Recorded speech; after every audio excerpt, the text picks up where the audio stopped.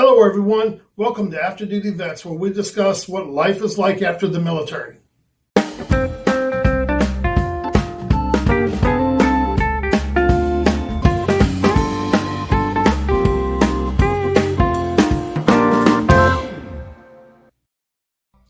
So you've decided to get out. That's a big life change. For some, it's an easy decision because they've had enough of everybody's crap in the military, because it can be stressful. It can be a pain in the ass. It can be, can be a lot of things. It's just that, making the decision to get out is hard. And, some people just want out. Me, I couldn't wait to get out. Once I hit my 20 and I was done. I was probably out the door about a year prior. I did what I had to, but I just couldn't stand it anymore. So I was about done a year before I retired.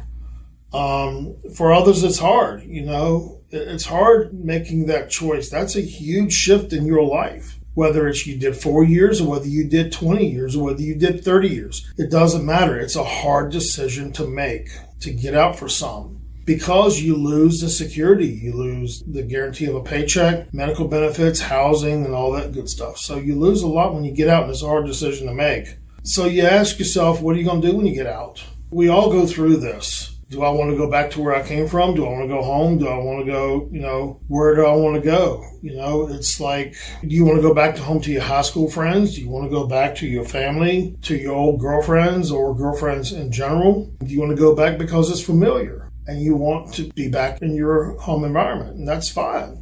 A lot of times you can go back and you have job opportunities there, because if you come from like a small town, you know everybody, so it's a whole lot easier to find a job when you know everybody in town and they know you just got out of the military and they're willing to help you. That's great. But then there are those who they want to stay where they get out, or they want to move somewhere else, so they want to move somewhere where they were stationed at prior. That's a possibility too. If you decide to stay in place, you might already have your contacts set up. One of the biggest things that we have as veterans, we have a lot of contacts. We made a lot of friends. Use those contacts. You might think it's better to stay where you're at because you've outgrown home. When I got out, I'd seen a lot more than Virginia. I had seen so much more, and there are multiple reasons why I didn't go back, but I chose not to go back. You have differing needs now than what you had then. I don't know about you, but I really don't want to go back and live with my parents when I got out. And, a lot of times that's what we have to do if we go back there. Also, you've made a new life for yourself, and you got to figure out what you want to do with that life. Do you want to stay where you're at? Do you want to go to where you were stationed at, or do you want to go back to where your home was and where your family is? It also depends on whether you found a job or not. A lot of people find jobs where they're at their last duty station. So find civilian jobs, and that's why they decided to stay, because they got a job, because they had time to look for it and build relationships there in that community, because they knew they were getting out. And also one thing that you need to do is you need to look at your mental health. If you have had mental health issues and anxiety and stress and depression and all that stuff, you need to deal with that. You need to make sure that you get help for that. It doesn't matter where you get it or how you get it or anything. You need to make sure that you get the help that you need.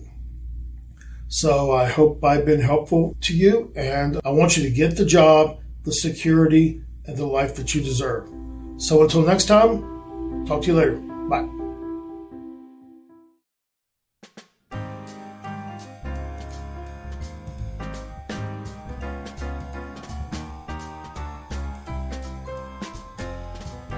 Disclaimer, I'm a licensed mental health therapist in California.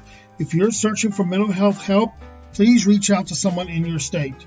If you're within California, you can reach me at the email below. And if you're interested in coaching anywhere in the United States, you can reach out below also. These videos are for educational purposes only, and if you're thinking about suicide, please reach out and call 911.